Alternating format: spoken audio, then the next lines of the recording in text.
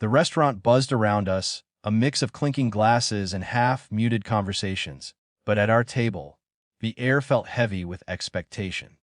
My brother thrived in it, laughing too loudly at jokes that landed unevenly. When he jabbed me, still unemployed, it was less about humor than control. I smiled faintly, letting the moment linger.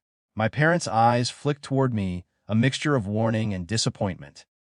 "Don't embarrass the family," my mother said softly, but firmly.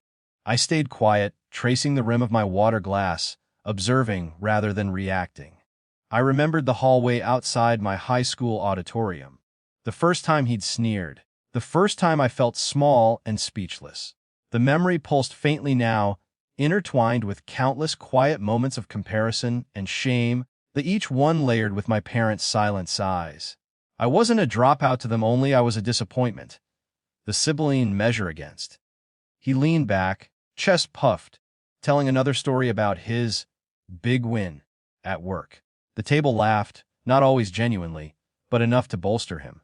I could feel the tension in the room, the way attention clustered around his success, as if the rest of us were ornaments in the scene.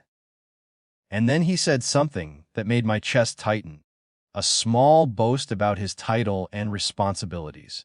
He didn't know I'd seen the report, the LinkedIn update, the company memo, proof that contradicted what he said. My fingers hovered over my phone, heavy with restraint.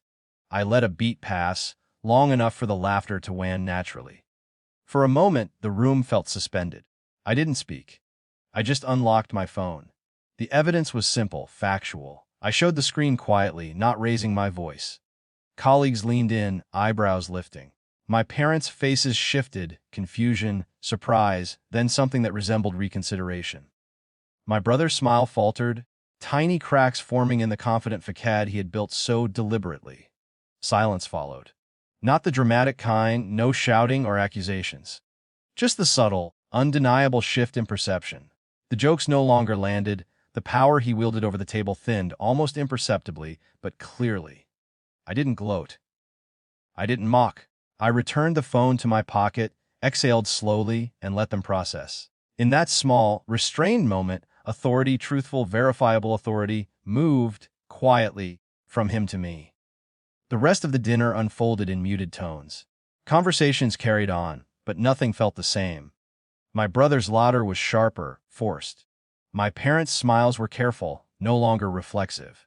I sipped my water, letting the tension recede, feeling both vindicated and oddly detached. Later, I walked home alone. The cold air felt grounding, a reminder that dignity isn't measured in applause or recognition. The satisfaction lingered quietly, understated. I knew the family dynamics wouldn't vanish overnight, patterns are slow to change. But tonight, I had shifted one small balance, and that was enough. The evening closed without celebration. No one called me a winner, no one clapped, no one cheered. But inside, I felt the calm, subtle certainty that sometimes restraint, timing, and clarity are more powerful than any shout. I walked past the city lights, thinking of all the other moments where silence had been my shield, and perhaps my strategy. Power doesn't always need to roar. Sometimes it waits patiently and quietly, undeniably, it moves.